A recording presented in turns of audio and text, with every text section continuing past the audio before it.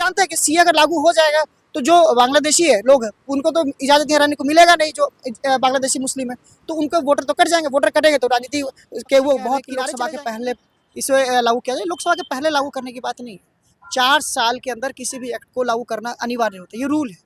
अब रूल के अनुसार देखा जाए तो 4 साल खत्म होने वाला था, तो उसके पहले लागू करना जरूरी था, इसलिए लागू किया गया है। नमस्कार दर्शकों, मैं निक्की इस वक्त मौजूद हूँ दिल्ली के जंतर मंतर पे और आज का हमारा मुद्दा है मोदी सरकार ने 2 दिन पहले पूरे भारतवर्ष में सीएए लागू कर दिए गए हैं, तो इसका विरोध जताते विपक्षी पार्टी नजर आ रहे हैं। तो क्या लगता है विपक्षी पार्टी इसका विरोध आखिर क्यों जता रहे हैं? सीधे जनता से जुड़ते हुए जानते हैं। सर क्या नाम है आपका? विकास। सर क्या कहना चाहेंगे, मोदी सरकार ने पूरे देश में सीएए लागू कर दिया जिसका विरोध जताते विपक्षी पार्टी नजर आ रहे हैं। देखिए, सीए लागू आज नहीं तो कल तो होना ही था, क्योंकि जब 2019 दिसंबर 2019 में बिल को पास करके एक्ट बनाया गया था तभी से था कि लागू किया जाएगा। लेकिन अब क्या था, जैसे जैसे विपक्षी कह रहे हैं कि लोकसभा के पहले इसे लागू किया जाए। लोकसभा के पहले लागू करने की बात नहीं है, 4 साल के अंदर किसी भी एक्ट को लागू करना अनिवार्य होता है, ये रूल है। अब रूल के अनुसार देखा जाए तो 4 साल खत्म होने वाला था, तो उसके पहले लागू करना जरूरी था, इसलिए लागू किया गया है। लेकिन सर चुनाव के टाइम पे क्यों लागू की जा रही है सब चीजें? चुनाव के टाइम पे लागू नहीं किया जा रहा है, ऐसा नहीं कि चुनाव के टाइम पे लागू किया जा रहा है। 2019 के दिसंबर में ही लागू करने की बात की गई थी, लेकिन उस समय लागू नहीं हुआ तो कई विरोध किया गया, तो जिससे सरकार जो है इस पे विचार करने के लिए छोड़ दिया था।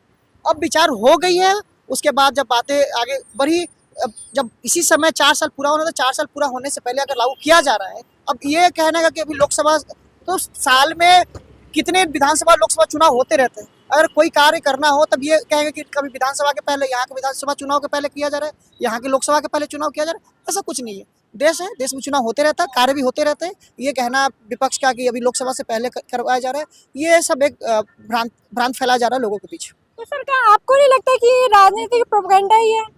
देखिए, राजनीति प्रोपेगेंडा कैसे? राजनीति प्रोपेगेंडा नहीं, जो कार्य है वो कार्य तो किए जाते हैं। राजनीतिक प्रोपेगेंडा और कार्य में अंतर होते हैं।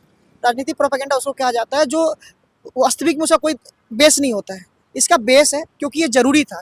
जो हमारे नेबर कंट्री हैं, अफगानिस्तान, पाकिस्तान और बांग्लादेश, वहाँ के जो अल्पसंख्यक लोग थे, उनको जिस प्रकार से धार्मिक रूप से उनको प्रॉब्लम हो रहा था, उनको वहाँ रहने में दिक्कत हो रही थी, उनको वहाँ अपने जीवन यापन में दिक्कत हो, इसी कारण से अपने धार्मिक जो इच्छाएं थी वो पूरा नहीं कर पा रहे थे। इसी कारण से तो वो इधर की ओर आ रहे थे, भारत की ओर आया। भारत में अपना सोचे कि भारत एक बहुत डेमोक्रेटिक कंट्री, सारे धर्मों के यहाँ बहुत अच्छे से प्रैक्टिस करने का इजाज़त दिया जाता है। ये पुरातन काल से भी होता रहा है, एंशिएंट टाइम में भी हुआ, उसके बाद भी हुआ, और मेडिवल में भी देखा जाए तो कई देश से छोड़ के पारसी जो ईरान छोड़ के भारत है, उनको भारत में जगह दिया गया। आज वो पारसी बहुत खुशी से यहाँ पे रहते हैं और इंडिपेंडेंटली तरीके से अपना धार्मिक कार्य करते हैं।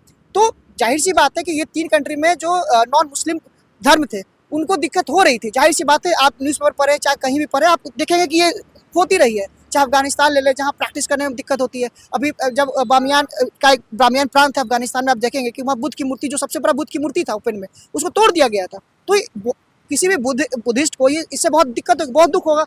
अफगानिस्तान पाकिस्तान चले जाए, कितने देखिए लगातार वहाँ के अल्पसंख्यक कम होते जा रहे हैं, मंदिरों को तोड़ दिया जाता है। बांग्लादेश में चले जाए, बांग्लादेश में भी हिंदुओं को बहुत प्रताड़ित किया जाता है। तो ये सारे अब कहाँ, उनके वोटर कहाँ से आते हैं? उनके वोटर बांग्लादेश के होते हैं, ठीक है।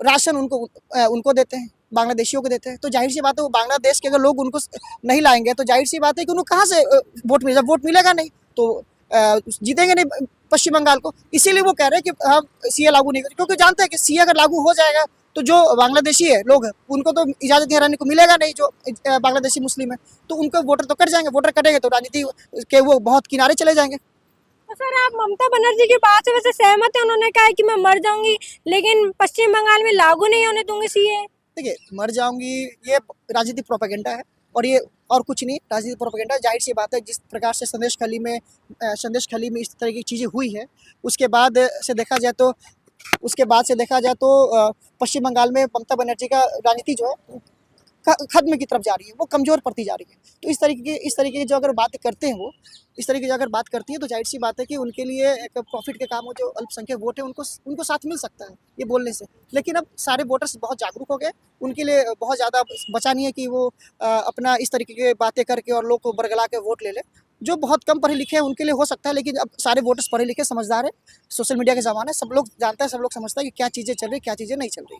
लेकिन केजरीवाल तो कह रहे हैं, इससे पता चलता है कि भाजपा ने आज तक पूरे देश में कुछ काम नहीं किया है, इसलिए ये सब चीजें लागू की जा रही है। देखिए, आप देखेंगे 2012-14 में तो देश में 7 ही IIT हुआ करता था। आज तक लगभग आपको 20 IIT हो गए। एम्स देखेंगे तो दिल्ली एम्स के अलावा और कहीं एम्स हुआ नहीं करता था। आज देश में कई एम्स हैं, ठीक है। तो इस तरह ऐसा नहीं है कि केवल कांग्रेस की सरकार 2014 से पहले जो काम हुई है बीजेपी ने किए।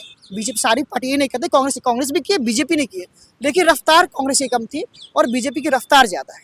जो 10 साल में उन्होंने काम किया वो पिछले 70 साल में उतना रफ्तार से काम नहीं किए। तो जाहिर सी बात है, अगर आपको सत्ता में आना, तो जो सत्ता पार्टी उसके बारे में आप गलत भ्रांतियां फैलाएंगे तो जाहिर सी बात है तभी आप सत्ता में आ पाएंगे। सर, आपने रफ्तार की बात कही है, तो क्या लगता है ये चुनाव के टाइम पे रफ्तार बढ़ाई जा रही है जान के? देखिए, चुनाव के टाइम पे रफ्तार नहीं बढ़ाई जा रही है। आप देख ले कि रोड की विकास देख ले, रोड डेवलपमेंट देख ले, तो पहले की अपेक्षा बहुत ज़्यादा रोड का जाल बिछ गया इस देश में। आप किसी भी स्टेट में जाएंगे तो आप रोड देखेंगे कि NH जो है बहुत अच्छा NH बन चुका है, चौड़ीकरण हो गया, NH ज़्यादा से ज़्यादा NH बन गया है। तो आप ट्रेन देखेंगे, जम्मू कश्मीर तक ट्रेन पहुँच गई है।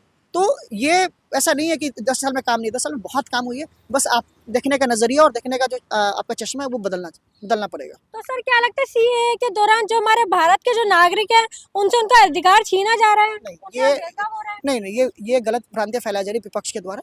किसी का छीना नहीं जा रहा। ये किसी का नागरिकता छीनने की नहीं बात है, ये नागरिकता देने के लिए लाया गया है। जो भी अफगानिस्तान, बांग्लादेश और पाकिस्तान से अल्पसंख्यक आए 31 दिसंबर 2014 से पहले तक, 2014 तक जो है 31 दिसंबर 2014 तक उनको नागरिकता दी जाएगी। जो वहाँ के इन 3 देशों से माइनॉरिटी होंगे, जो मुस्लिम्स होंगे उनके लिए नहीं है। उनके लिए फिर जो कंडीशंस फुलफिल होता है, जो नॉर्मल नागरिकता का रूल है, उसके अनुसार उनको नागरिकता दी जाएगी। ये किसी की नागरिकता छीनने की नहीं है, नागरिकता देने के लिए लाएगी। तो सर, आपके हिसाब से क्या लगता है, देश में लागू होनी चाहिए थी या नहीं? ये बहुत पहले लागू हो जानी चाहिए थी, आज नहीं, बहुत पहले लागू हो जानी चाहिए थी। मतलब आप इससे सहमत हैं? बिल्कुल सहमत है, होनी चाहिए थी। लेकिन देखिए, कोई भी चीज़ का सही और गलत दोनों पक्ष होता है। देखिए, इसका विपक्ष में भी कई चीज़ें हैं जो दलील सही है। जैसे है कि कई ऐसे लोग हैं जो कि क्या कहते हैं उसको, बिजनेस के पर्पज से भारत आया, उनको अच्छा लग गया, वो भारत में रहने लगे। तो वैसे लोग भी इसमें 31 दिसंबर 2014 से पहले आ गए, तो उनको भी नागरिकता दी जाएगी। दूसरा कंडीशन है कि भारत में ओवर क्राउडेड पॉपुलेशन है। जब ओवर क्राउडेड पॉपुलेशन है, ऊपर से और ज़्यादा लोगों को यहाँ पे रहने देना, तो भी एक सामना करना पड़ सकता है, मुश्किल हो सकता है। इस देश के लोग हैं, जो पहले से लोग रह रहे हैं, जिस देश के नागरिक, उनको संसाधन की कमी जो पहले से संसाधन की कमी से जूझ रहे हैं, और फिर अभी इस तरह से चीज़ें आएंगी और बाहर के लोग और भी जुड़ेंगे, यहाँ सदस्यता लेंगे, इस देश का नागरिकता लेंगे, तो उनको यहाँ के जो संसाधन है उस पर उनका भी अधिकार होगा। तो संसाधन यहाँ पे मौजूद लोगों की निजी राय, आपको वीडियो कैसी लगे, मैं कमेंट बॉक्स में जरूर बताऊँ।